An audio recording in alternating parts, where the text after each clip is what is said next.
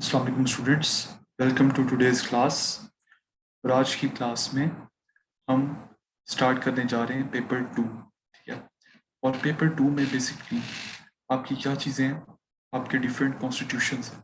ठीक है। ये डिफरेंट जो कंट्रीज़ हैं उनमें कैसे पॉलिटिकल सिस्टम यूज़ होते हैं। ठीक है। जैसे पाकिस्तान का पॉलिटिकल सिस्टम कैसा है, इंडिया का कैसा है, यूएसए का कैसा है, यूके का कैसा है, इसमें हम इस तरह की चीज़ें देखेंगे। ठीक है।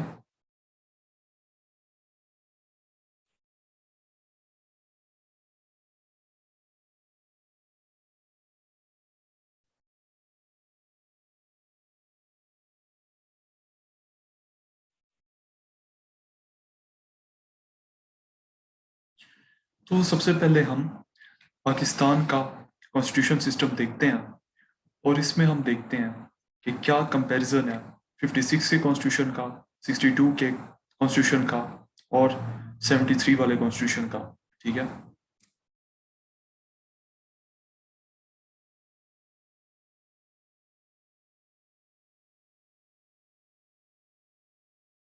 तो सबसे पहले हम इसका इंट्रोडक्शन देखते हैं कि कॉन्स्टिट्यूशन क्या होता है। कॉन्स्टिट्यूशन होता है a set of principles which organises a state. ठीक है। कि क्या वो प्रिंसिपल्स होंगे, क्या वो रूल्स होंगे जिनके तहत आपकी स्टेट ऑर्गेनाइज्ड होगी, इनको हम कहते हैं कॉन्स्टिट्यूशन। ठीक है। तो हमारा जो कॉन्स्टिट्यूशन है, ठीक है, यानी कि हमारे कौन से वो प्रिंसिपल्स हैं, कौन से लॉज हैं जिसके हिसाब से पाकिस्तान ऑर्गेनाइज्ड है। ठीक है। हमारा जो पहला कॉन्स्टिट्यूशन है वो जाके हमने बनाया 1956 में। ठीक है। और उसको इस्कंदर मिर्ज़ा ने उसको एब्रोगेट कर दिया 2 साल बाद। फिर सेकंड कॉन्स्टिट्यूशन हमने जाके बनाया 1962 में, अयूब खान के दौर में, और वो भी एब्रोगेट हो गया 1969 में। याया खान ने उसको एब्रोगेट कर दिया। ठीक है। अभी जो करंट कॉन्स्टिट्यूशन चल रहा है ये आपका 1973 से, 1973 में ये बना और तब से लेके यही कॉन्स्टिट्यूशन चल रहा है। ठीक है।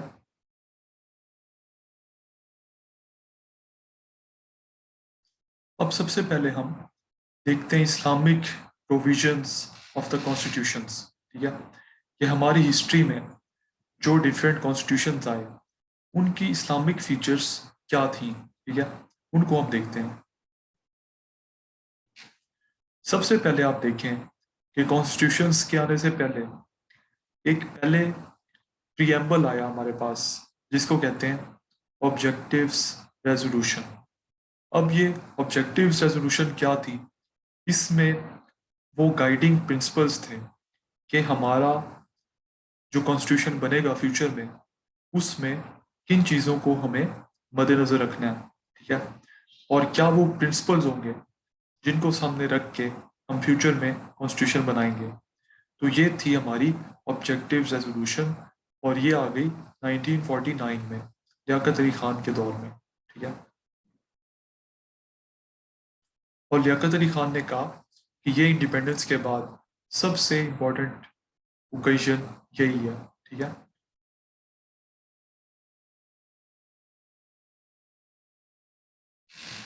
तीनों कॉन्स्टिट्यूशंस ने इसको एज अ प्रीएम्बल अडॉप्ट किया। 56 वाले कॉन्स्टिट्यूशन ने भी, 62 वाले ने भी और 73 वाले ने भी। ठीक है। कि कॉन्स्टिट्यूशन से पहले जैसे अमेरिका का भी कॉन्स्टिट्यूशन है उसका भी एक प्रीएम्बल है, एक तरह से शॉर्ट इंट्रोडक्शन है असल कॉन्स्टिट्यूशन स्टार्ट होने से पहले, जिसमें कुछ प्रिंसिपल्स होते हैं। ठीक है। कि इन प्रिंसिपल्स के मुताबिक ये कॉन्स्टिट्यूशन बनाया गया है। ठीक है। तो उसी तरह हमारा ऑब्जेक्टिव्स रेजोल्यूशन वो एक प्रीएम्बल था। ठीक है।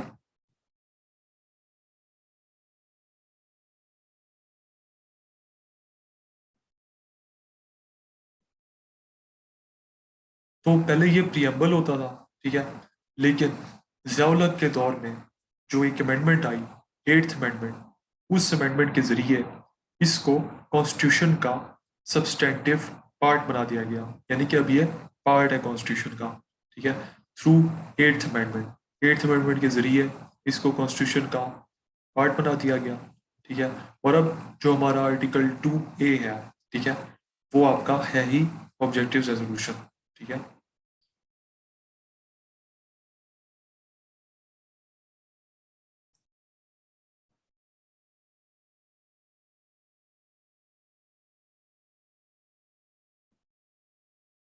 अब सारे कॉन्स्टिट्यूशंस में ये बात हुई कि सोवरेनिटी बिलोंग्स टू अल्लाह, ठीक है। सब कॉन्स्टिट्यूशंस ने, ऑब्जेक्टिव रेजोल्यूशन ने भी, और उसके बाद जो हमारे कॉन्स्टिट्यूशंस आए 56, 62, 73, सब ने ये बात की that sovereignty belongs to Allah, ठीक है।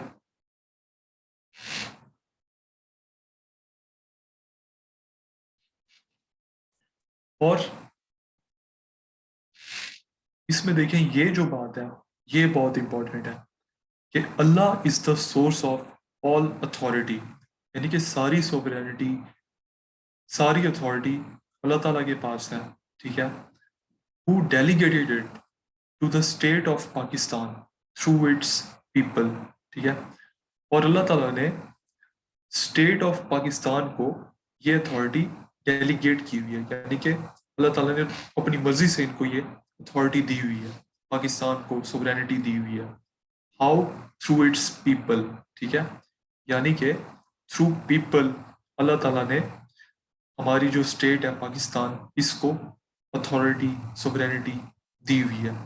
तो ये जो कॉन्सेप्ट है ये हमारे सब कॉन्स्टिट्यूशंस में यही कॉन्सेप्ट है, ठीक है। और ये जो नॉर्मल एक नोशन है, western notion of liberal secular democracy, ठीक है, उसके ये बात अगेंस्ट है, ठीक है। जो आपकी लिबरल सेकुलर डेमोक्रेसी है उसमें कहा जाता है कि सॉवरेनिटी बिलोंग्स टू पीपल, ठीक है। और इस वजह से उसमें और हमारे में, हमारे कॉन्स्टिट्यूशन में फर्क है, ठीक है। तो इसमें हमारी जो है इस्लामिक डेमोक्रेसी है, नॉट सेकुलर डेमोक्रेसी, ठीक है, as envision by Allama Iqbal, ठीक है। उसके बाद एक और इम्पॉर्टेंट बात हमें नजर आती है कि इस्लामिक रिपब्लिक ऑफ पाकिस्तान, हमारे मुल्क का पूरा नाम इस्लामिक रिपब्लिक ऑफ पाकिस्तान है, ठीक है। और ये हमें किन कॉन्स्टिट्यूशंस में नजर आता है?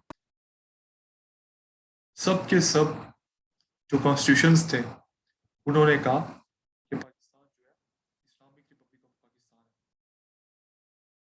लेकिन इसमें जो 1956 का कॉन्स्टिट्यूशन था उसने ये नहीं कहा कि Islam is the state religion, ठीक है। ये उसमें नहीं कहा गया। बाकी सारी कॉन्स्टिट्यूशंस में ये बात कही गई, 62 वाले में भी, 73 वाले में भी, कि Islam is the state religion, ठीक है। फिर एक और इस्लामिक फीचर हमें नजर आई हमारे कॉन्स्टिट्यूशंस में कि मुस्लिम हेड ऑफ स्टेट होना चाहिए, कि हेड ऑफ स्टेट जो है वो आपका मुस्लिम होना चाहिए। 1962 वाला जो आपका कॉन्स्टिट्यूशन था उसमें ये बात थी कि जो हमारा प्रेसिडेंट है ही हैज टू बी मुस्लिम, ठीक है। और उसमें ऑब्वियसली 62 वाले कॉन्स्टिट्यूशन में प्राइम मिनिस्टर का कोई मेंशन नहीं है, क्योंकि उसमें प्रेसिडेंशियल सिस्टम था। प्राइम मिनिस्टर की पोस्ट 62 वाले कॉन्स्टिट्यूशन में एग्जिस्ट ही नहीं करती थी, ठीक है। तो उस वक्त प्रेसिडेंट जो था उसको ये कहा गया कि ही हैज टू बी मुस्लिम। फिर आपका जो 1973 वाला कॉन्स्टिट्यूशन आया उसमें यह कहा गया कि both the president as well as the prime minister they have to be Muslims, ठीक है।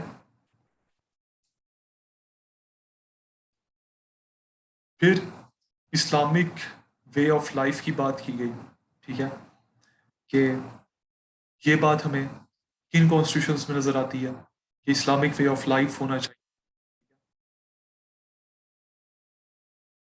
सब कॉन्स्टिट्यूशंस में हमें ये चीज़ नज़र आती है कि उसमें इस बात के ऊपर स्ट्रेस प्लेस किया गया कि ऐसे हमें स्टेप्स उठाने चाहिए कि मुस्लिम्स जो हैं इस्लामिक तौर तरीकों के मुताबिक अपनी ज़िंदगी गुजारने में उन्हें आसानी हो, ठीक है। Individually as well as collectively उनको आसानी हो कि वो एक इस्लामिक वे में अपनी ज़िंदगी गुजार सकें। फिर इसमें एक और इम्पॉर्टेंट बात हमें नज़र आती है, सुप्रीमेसी ऑफ इस्लामिक लॉ। ठीक है, कि इस्लामिक लॉ जो है वो है सुप्रीम। ठीक है, तो ये बात हमें नज़र आती है।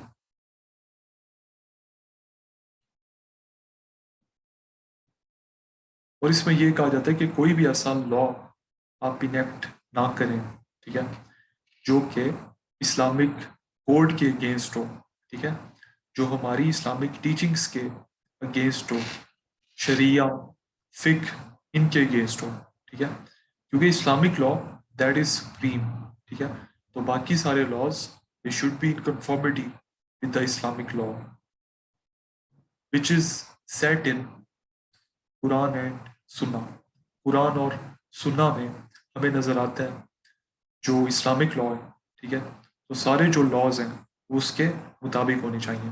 कोई भी लॉ ऐसा ना हो जो इस्लाम की बेसिक टीचिंग्स के अगेंस्ट जाए।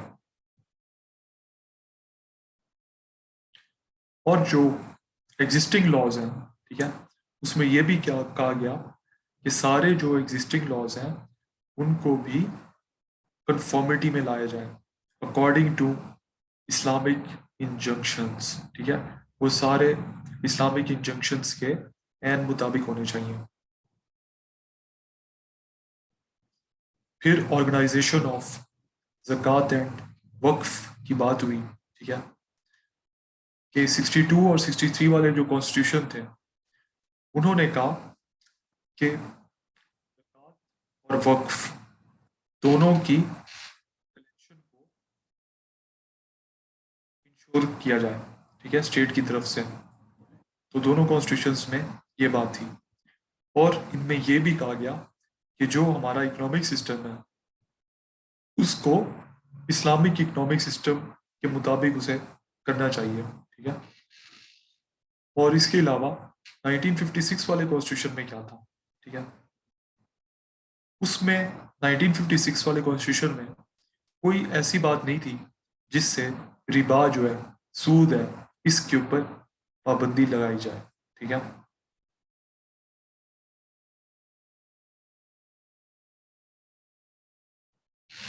तो इस तरह की जो हमारी प्रोविजंस थी ज़कात और वक्फ की, ठीक है, इनका मकसद क्या था कि सर्कुलेशन ऑफ वेल्थ को इंश्योर किया जाए। और ये किससे इंस्पायर थी? They were inspired by Zulfikar Ali Bhutto's Islamic socialist ideals. ठीक है, और फर्दर और भी ज़्यादा इनके ऊपर फोकस किया गया ज़ियाउल हक के दौर में। ठीक है,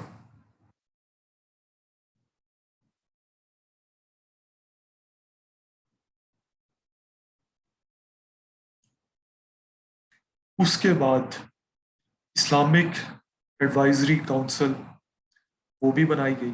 ठीक है, अब वो हमें कैसे नजर आती है इन तीनों कॉन्स्टिट्यूशंस में? 1956 वाला जो कॉन्स्टिट्यूशन है, ठीक है, उसमें इसका नाम था the commission for Islamic recommendation. ठीक है, उसमें इस्लामिक एडवाइजरी काउंसिल का मतलब यही था कि the commission for Islamic recommendation. ठीक है, और उसका मकसद क्या था कि एग्जिस्टिंग लॉज को वेरीफाई करें, ठीक है, under Islamic junctions and injunctions and recommendations. ठीक है, कि एक नज़रसानी की जाए ये सारे जो लॉज हैं वो इस्लाम के लॉज के मुताबिक हैं या नहीं है। ठीक है, तो इसका ये मकसद था और इसका नाम था the commission for Islamic recommendation. ठीक है, 1956 वाले कॉन्स्टिट्यूशन में इसका ये नाम था। फिर 62 वाले कॉन्स्टिट्यूशन में भी इस तरह की हमें एक एडवाइजरी बॉडी नजर आई। ठीक है, और उसका क्या नाम था? उसमें दो ऐसी बॉडीज थी, ठीक है, जिनका काम था नजरसानी करना कि जो लॉज बनाए जा रहे हैं, ठीक है, वो सारे इस्लामिक टीचिंग से मुताबिक हैं या नहीं है। ठीक है, तो पहली ये जो ऑर्गेनाइजेशन थी 62 वाले कॉन्स्टिट्यूशन में, उसका नाम था advisory council of Islamic ideology. ठीक है, और जो दूसरी ऐसी ऑर्गेनाइजेशन थी उसका नाम था इस्लामिक रिसर्च इंस्टीट्यूट। ठीक है, तो इन दोनों का काम था कि नज़रसानी की जाए कि क्या जो लॉज हैं, ठीक है, वो सारे इस्लामिक टीचिंग के मुताबिक हैं या नहीं है। ठीक है, और 1973 वाले कॉन्स्टिट्यूशन में फिर ऐसी बॉडी का नाम क्या रखा गया, ये अब कहलाती है काउंसिल ऑफ इस्लामिक आइडियोलॉजी। ठीक है, और अभी तक भी ये कायम है, और इसका काम अगेन वही है कि देखना कि सारे लॉज इस्लामिक टीचिंग से मुताबिक हैं या नहीं है। तो सारे कॉन्स्टिट्यूशन में हमें इस तरह की बॉडी एक नजर आती है। ठीक है,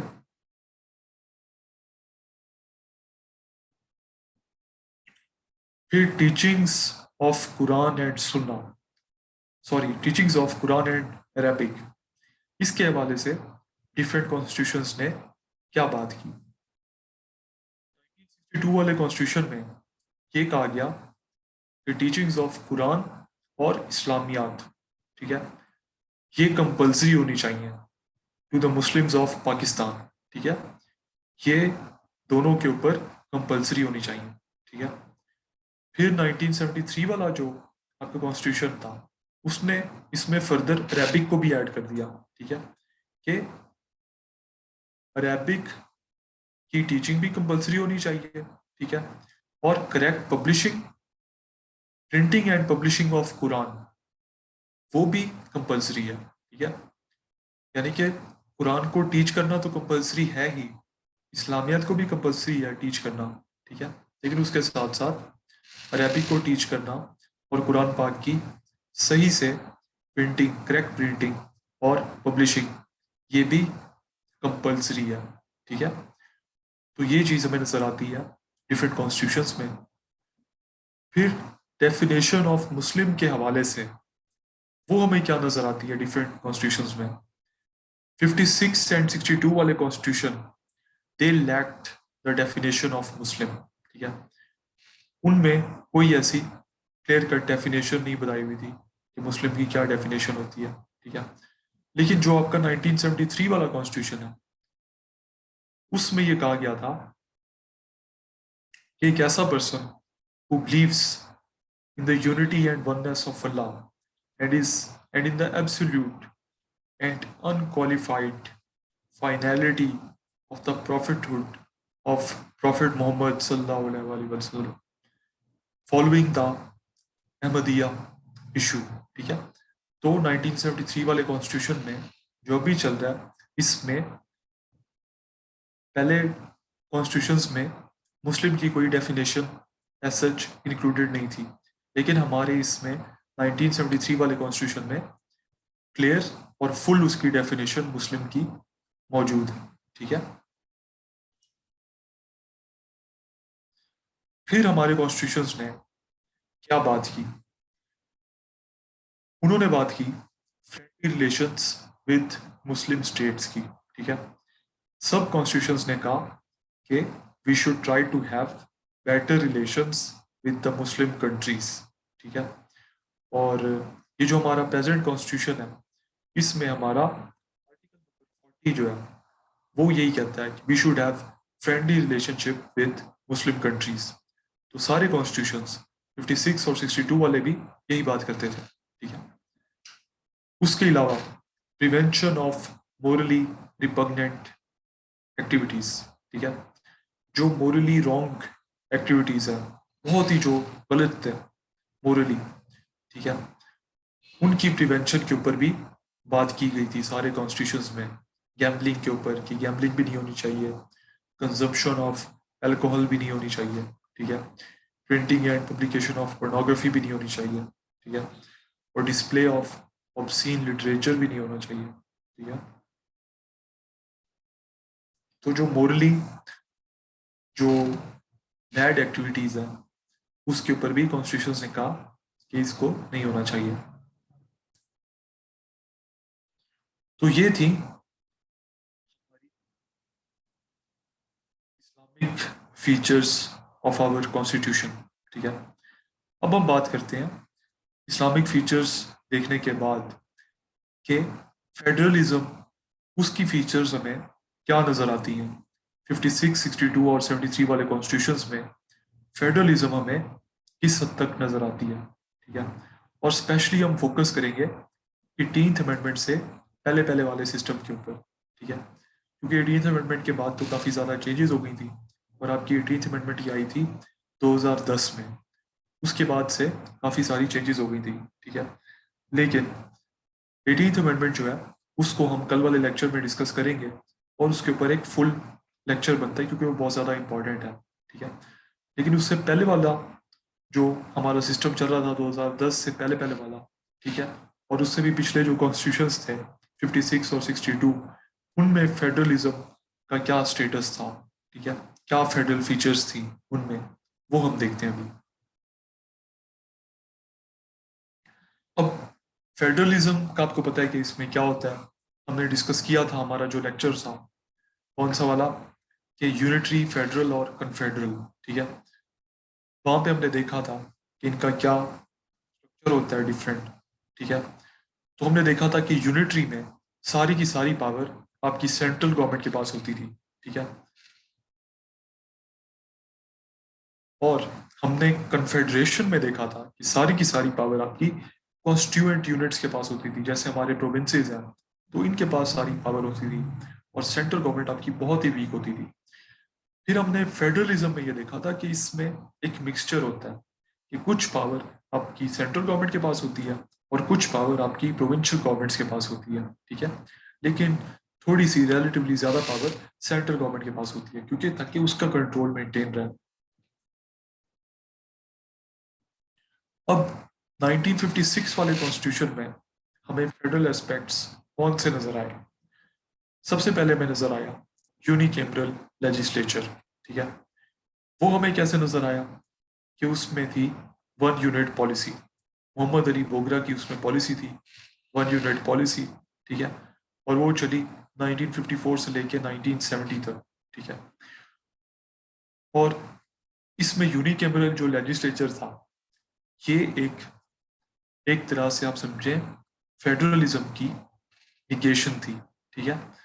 यानी कि फेडरलिज्म के मुताबिक यूनिकैमरल नहीं, बाई कैमरल लेजिस्लेचर होना चाहिए था।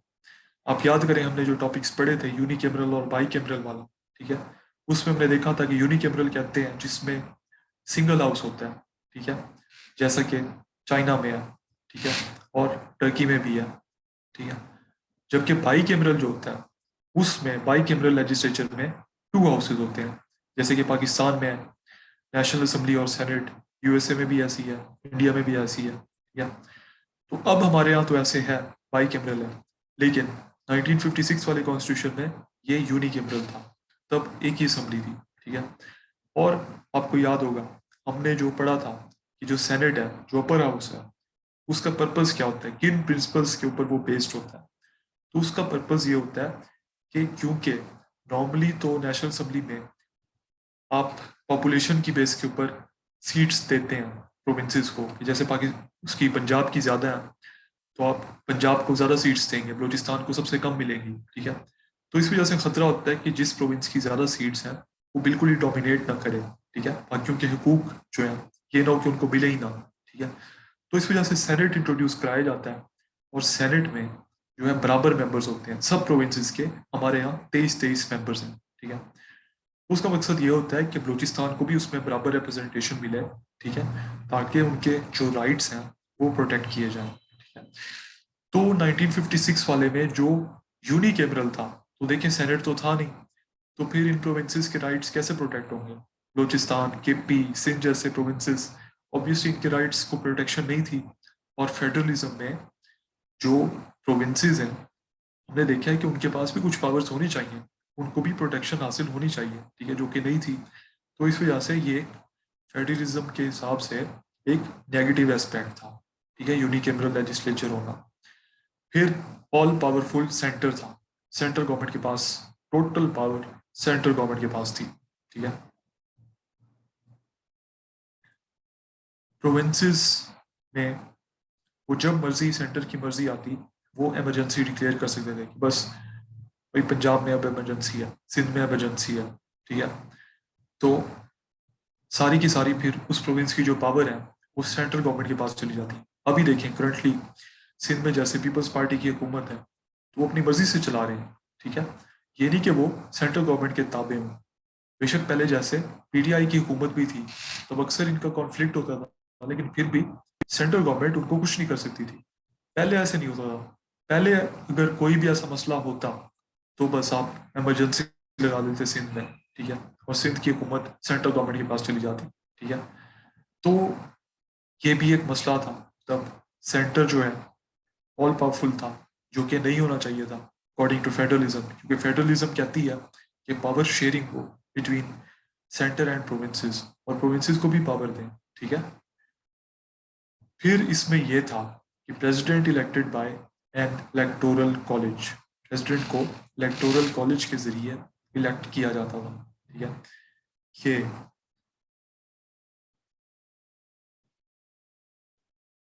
एक, बस आप इसमें यही समझें कि डायरेक्ट उसका इलेक्शन नहीं होता था, एक इलेक्टोरल कॉलेज के जरिए उसको इलेक्ट किया जाता था, ठीक है। फिर judiciary had the power of judicial review, ठीक है।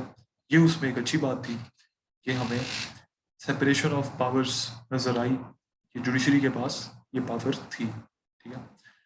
फिर उर्दू और बंगाली जो है दोनों को नेशनल लैंग्वेज बना दिया गया था, और ये भी एक अच्छी बात थी क्योंकि जो बंगाल हमारा प्रोविंस था, ईस्ट पाकिस्तान जो था, उनको भी उनके राइट्स ज़्यादा मिलने चाहिए थे, ठीक है, जो कि एक अच्छी बात थी। बंगाली को भी हमने नेशनल लैंग्वेज बना लिया। फिर ये कब अडॉप्ट हुआ था ये वाला कॉन्स्टिट्यूशन? ये चौधरी मोहम्मद अली की लीडरशिप में ये वाला कॉन्स्टिट्यूशन अडॉप्ट हुआ था इन 1956।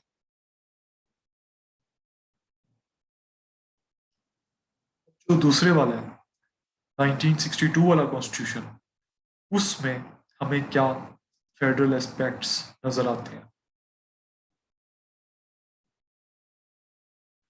सबसे पहले तो कॉन्स्टिट्यूएंट यूनिट्स यानी कि प्रोविंसेस को देखते हैं कि उनका क्या स्टेटस है। अभी भी देखें, वन यूनिट पॉलिसी चल रही है, जैसे पिछले उसमें चल रही थी 56 वाले कॉन्स्टिट्यूशन में। और इसमें आपने क्या किया था वन यूनिट पॉलिसी में? आपने कहा था कि ईस्ट पाकिस्तान वन यूनिट है, जो कि बाद में बांग्लादेश बना, ठीक है, और सारा का सारा वेस्ट पाकिस्तान जिसके 4 प्रोविंसेस थे, ये कहा गया कि ये सारा वन यूनिट है, ठीक है। तो ये वाली पॉलिसी अब भी चल रही थी, ठीक है। लेकिन नेचुरल डिवीजन चाहती थी, वो डिमांड कर रही थी कि एटलीस्ट 4 प्रोविंसेस होने चाहिए, क्योंकि डिफरेंट आपकी थी, एथनिसिटीज ही डिफरेंट है, सिंधियों की अलग है, पंजाबियों की अलग है, पख्तूनों की अलग है, बलोचियों की अलग है। तो ये चीज़ डिमांड कर रही थी कि 4 होने चाहिए, ठीक है। तो ये भी एक नेगेटिव एस्पेक्ट था विद रिगार्ड्स टू फेडरलिज्म। फिर सेंटर इसमें भी बहुत स्ट्रॉन्ग था, जो कि नहीं होना चाहिए था according to federalism. Provinces had nominal powers, बहुत ही कम पावर्स थी उनके पास, ठीक है।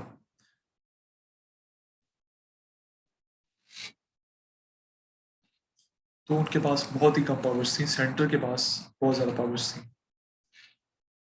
फिर यूनिकैमरल लेजिस्लेचर था, ठीक है, यानी कि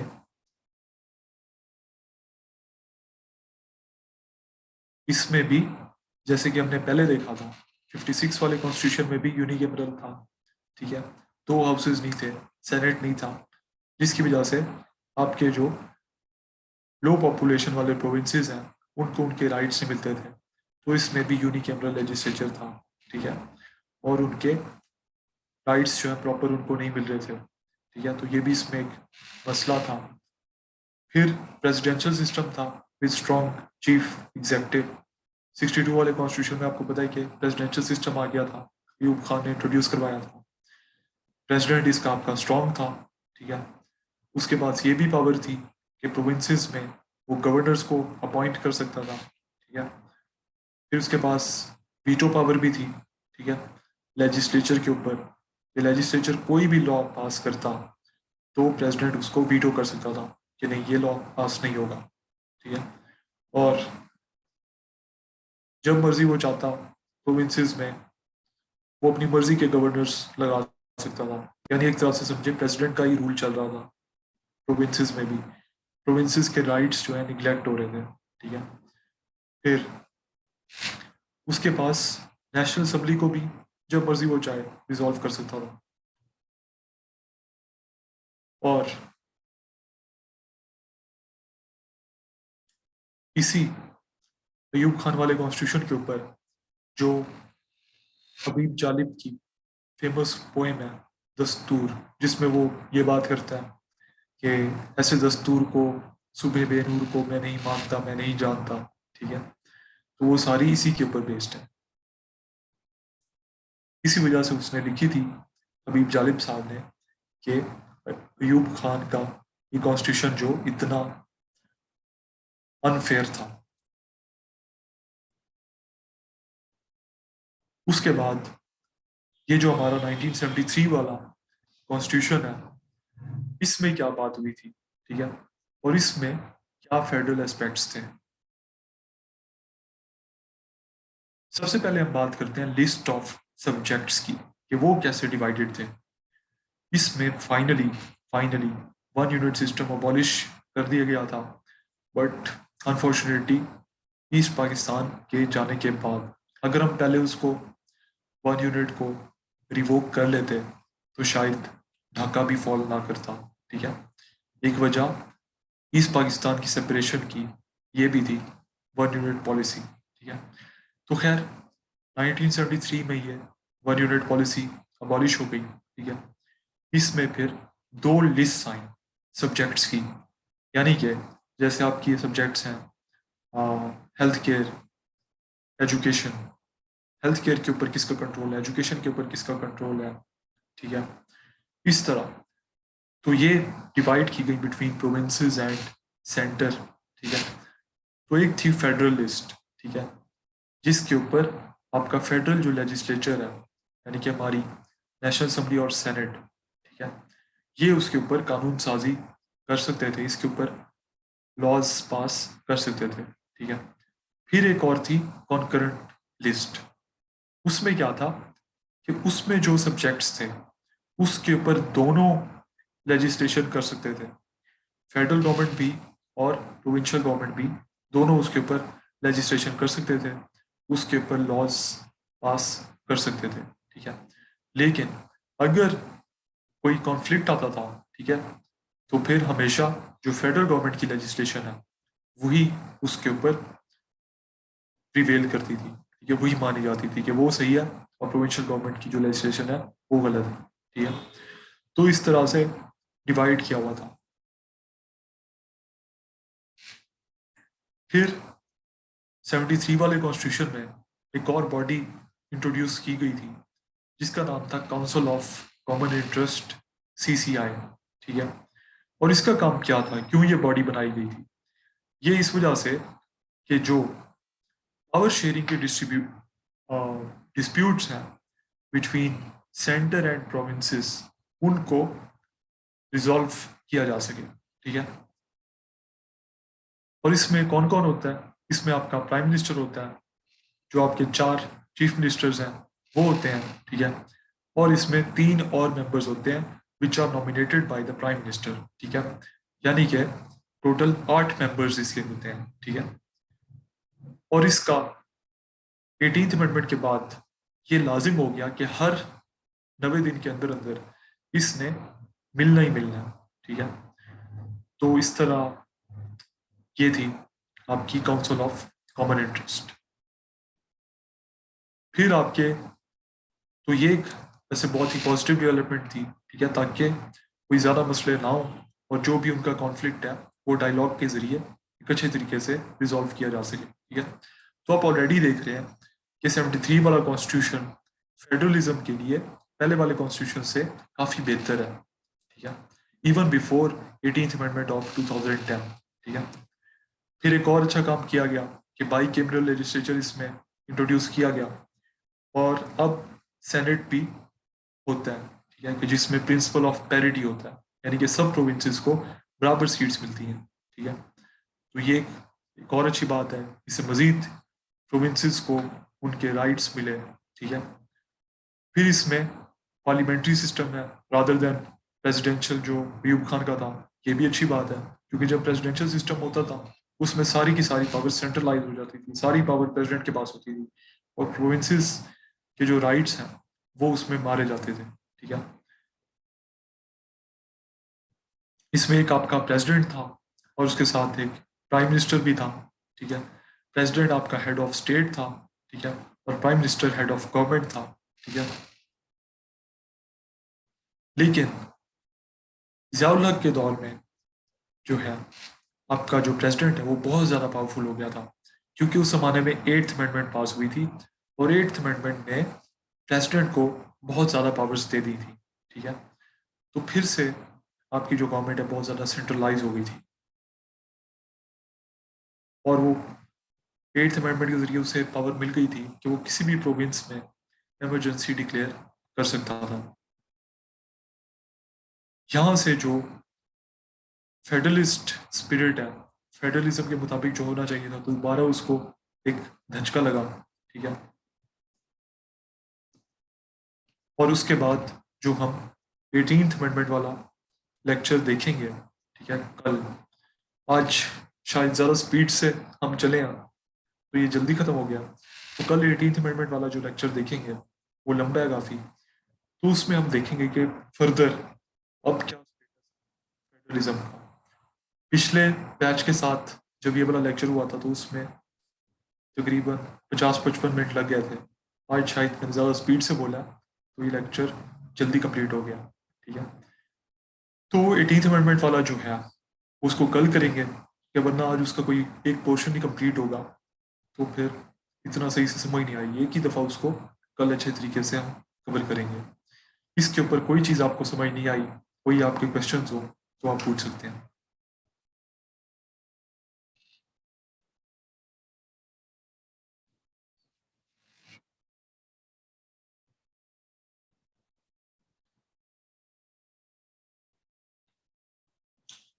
इसकी मैं आपको एक ब्रीफ रिकैप दे दूं, समरी दे दूं, कि जो पहले हमने इसमें बात की इस्लामिक फीचर्स की, ठीक है, कि हमारे जो डिफरेंट कॉन्स्टिट्यूशंस थे, 56 वाला, 62 वाला और 73 वाला, उसमें हमें कौन कौन सी इस्लामिक फीचर्स नजर आई और कौन सी फीचर किस वाले कॉन्स्टिट्यूशन में प्रेजेंट थी, ठीक है। तो पहले हमने वो देखा, उसके बाद हमने बात की फेडरलिस्ट फीचर्स की, ये जो फेडरलिज्म है, ठीक है, जो डिवीजन ऑफ पावर है बिटवीन सेंटर एंड प्रोविंसेस, उसका क्या स्टेटस हमें नजर आया, कैसे ये डिवीजन जो है चेंज होती रही, ठीक है। और उसके जो डिफरेंट एस्पेक्ट्स हैं वो हमने तीनों कॉन्स्टिट्यूशंस में देखे, ठीक है।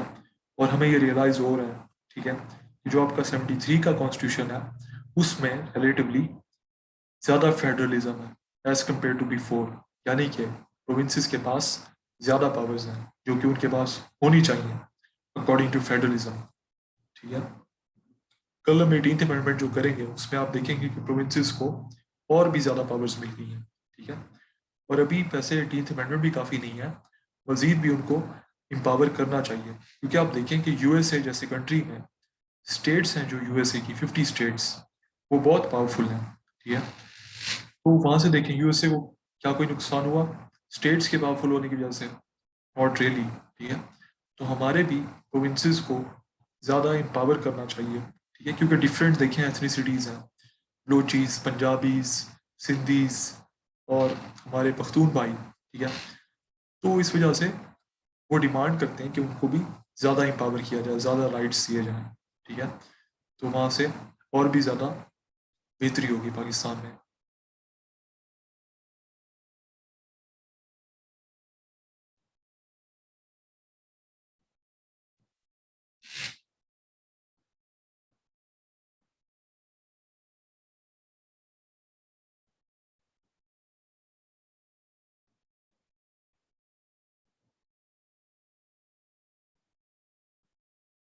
जी, जो अच्छा क्वेश्चन आया कि was the electoral college enshrined in 1956 constitution the equivalent of basic democrats instituted by General Ayub? जी, आपके 56 वाले कॉन्स्टिट्यूशन में इलेक्टोरल कॉलेज का तो सिस्टम था, लेकिन मेरे ख्याल से वो उससे डिफरेंट था। इसके बारे में मेरे पास ज़्यादा नॉलेज नहीं है और इसमें ज़रूरी भी नहीं है, ठीक है, आपको नॉलेज होना, लेकिन मेरे ख्याल से वो डिफरेंट था, क्योंकि बेसिक डेमोक्रेट्स वाला जो सिस्टम है वो यूब खान ने खुद इंट्रोड्यूस करवाया था, ठीक है।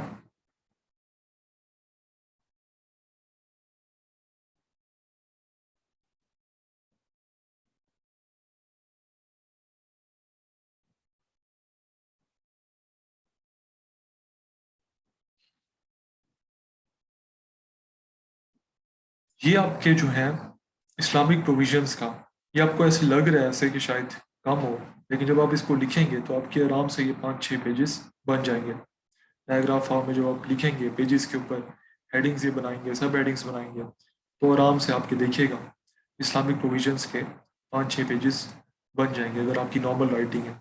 ठीक है।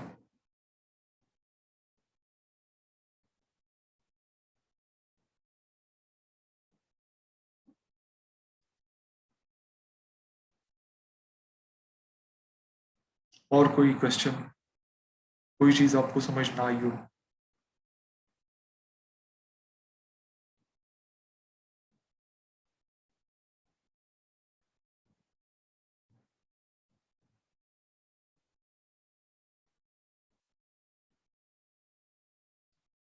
चलें, आपका और कोई क्वेश्चन नहीं है तो let's call it a day. उम्मीद है आपको अच्छा समझ आया होगा। सी यू गाइस टुमारो। अल्लाह हाफिज़।